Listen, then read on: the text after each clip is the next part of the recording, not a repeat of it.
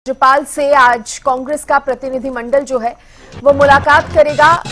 20 जून को ये मुलाकात होगी।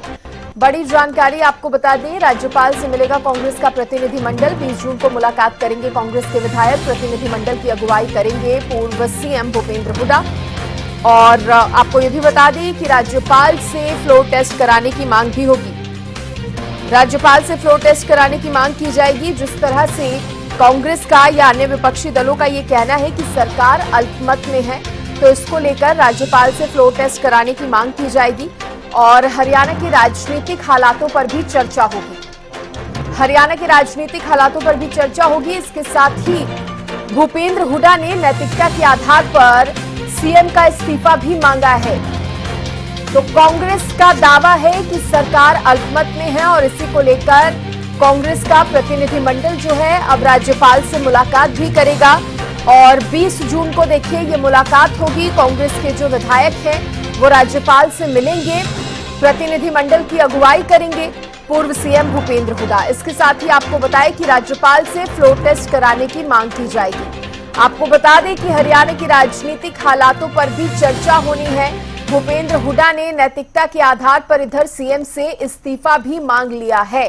सीएम से इस्तीफे तक की मांग कर दी है, क्योंकि विपक्षी दलों का यही कहना है कि सरकार जो है वो अल्पमत में है। तो इसके लिए अब आगे कदम उठाती हुई कांग्रेस जो है वो नजर आ रही है।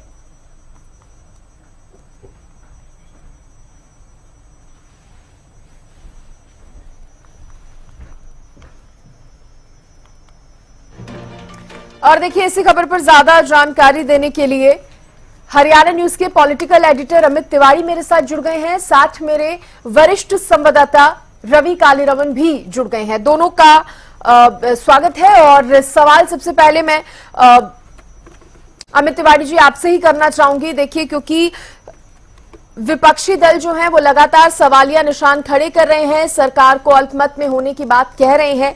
और अब कांग्रेस इसके लिए एक कदम और आगे बढ़ाती हुई नजर आएगी। जिस तरह से बताया जा रहा है कि राज्यपाल से कांग्रेस का प्रतिनिधिमंडल जो है मिलने जा रहा है, क्या और जानकारी इस पर? देखिए सृष्टि, जब से 3 निर्दलीय विधायकों ने भारतीय जनता पार्टी की सरकार का साथ छोड़ा और कांग्रेस को समर्थन दिया, तभी से ही यह मांग उठने लगी थी कि भारतीय जनता पार्टी सरकार जो है अल्पमत में है।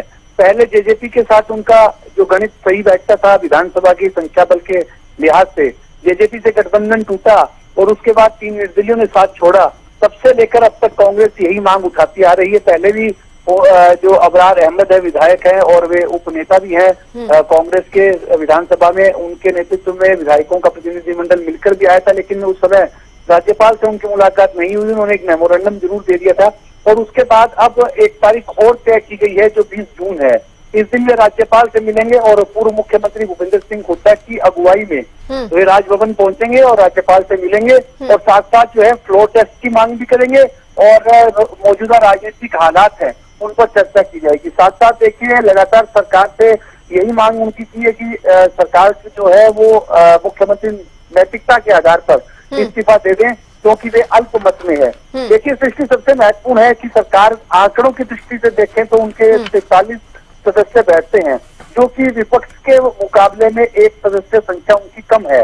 लेकिन जो यह बाहरी गणित है, भीतर विधानसभा के भीतर क्या चल रहा है वो तब होगा जब फ्लोर टेस्ट या ऐसी कोई नौबत आएगी। लेकिन अभी ऐसी स्थिति लग नहीं रही है। राज्यपाल इस बारे में क्या आदेश देते हैं? देखिए, जब नायब सिंह सैनी ने 13 मार्च को जब फ्लोर टेस्ट हुआ था, उस समय उन्होंने फ्लोर टेस्ट पास किया था। उसके बाद से अगर देखा जाए, अभी कोई ऐसा मौका नहीं आया है जब उन्हें बहुमत की परीक्षा देनी पड़ रही हो। और ऐसे में जेजेपी के विधायक भी देखिए, उनका लगातार जो उनकी बैठकें जो है, रामनिवास सुरजाखेड़ा की बात करें, जोगीराम सियाग की बात करें, वे लगातार मुख्यमंत्री के साथ बैठकें उनकी चलती रही है। और उन्होंने खुला समर्थन भी लोकसभा चुनाव में भारतीय जनता पार्टी के उम्मीदवारों को दिया था। तो फ्लोर टेस्ट की नौबत आती है, उस समय क्या स्थिति होगी वो देखने वाली बात होगी। लेकिन विपक्ष के नाते भूपेंद्र सिंह हुड्डा लगातार कोशिश कर रही है। वो कोशिश में कितना कामयाब होंगे ये आगे की बात है। राज्यपाल उन्हें क्या समय देते हैं। जी ठीक है रवि, देखिए फ्लोर टेस्ट की नौबत शायद आए या नहीं भी आ सकती, अब ये राज्यपाल के ऊपर उनके फैसले पर निर्भर करता है। लेकिन ऐसे में अगर सरकार की बात की जाए तो अब वो मुख्यमंत्री नायब सिंह सैनी हो या फिर पूर्व मुख्यमंत्री मनोहर लाल ही क्यों ना हो, उनकी तरफ से ये बार बार श्योरिटी दी गई है कि अगर फ्लोर टेस्ट की भी जरूरत पड़ेगी तो हम फ्लोर टेस्ट देने के लिए तैयार है। यानी कि सरकार कहीं ना कहीं ये कॉन्फिडेंस दिखा रही है कि वो अल्पमत में नहीं है। बिल्कुल सृष्टि, देखिए हरियाणा के पूर्व मुख्यमंत्री और नेता प्रतिपक्ष भूपेंद्र सिंह हुड्डा की अगुवाई में जो प्रतिनिधि मंडल मिल रहा है तो राज्यपाल को 20 जून को मिल रहा है और 20 जून को फ्लोर टेस्ट की मांग को लेकर कहीं ना कहीं मुलाकात हो रही है। और इससे पहले भी नैतिकता के आधार पर भूपेंद्र सिंह हुड्डा सरकार से इस्तीफे की पेशकश कर चुके हैं, मांग जो है वो कर चुके हैं, लेकिन सरकार की तरफ से यही कहा जाता है कि उनके पास पूर्ण बहुमत है। अगर कहीं ना कहीं ऐसी नौबत आती है, अगर कहीं ना कहीं राज्यपाल इस फ्लोर टेस्ट को मंजूरी देते हैं तो वो अपना बहुमत भी साबित करके दिखा सकते हैं।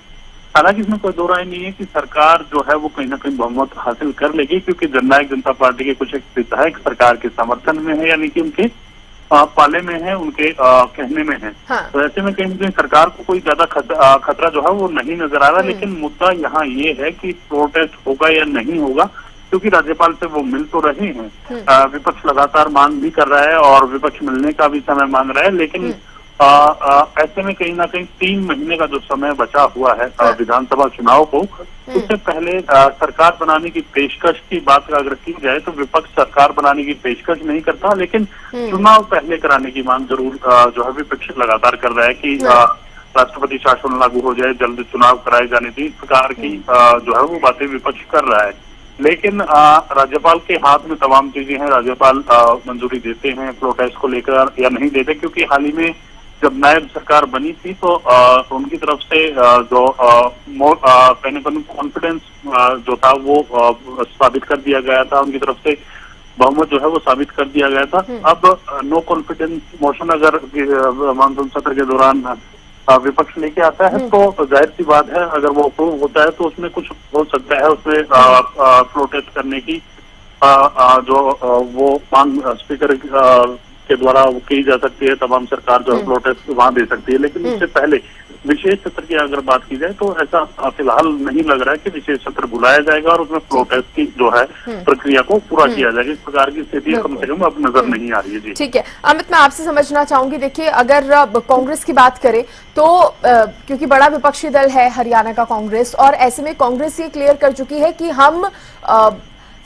छोटे दलों के साथ मिलकर अभी सरकार बनाने की तो बिल्कुल भी हमारी कोशिश नहीं है, ना ही हम ऐसा चाहते हैं, क्योंकि कांग्रेस ये चाहती है कि अब आगे जो विधानसभा चुनाव होने जा रहे हैं उसमें ही वो पूर्ण बहुमत से सरकार बनाए, जनता के आशीर्वाद से सरकार बनाए। कांग्रेस ये क्लियर कर चुकी है, तो सरकार तो नहीं बनाना चाहते हैं विपक्षी दल, ये क्लियर हो गया है। दूसरी तरफ बात की जाए राज्यपाल से लगातार मुलाकात करके कांग्रेस जो है ये मांग कर रही है कि अब फ्लोर टेस्ट हो जाना चाहिए, मुलाकात करनी चाह रही है और फ्लोर टेस्ट की मांग कर रही है।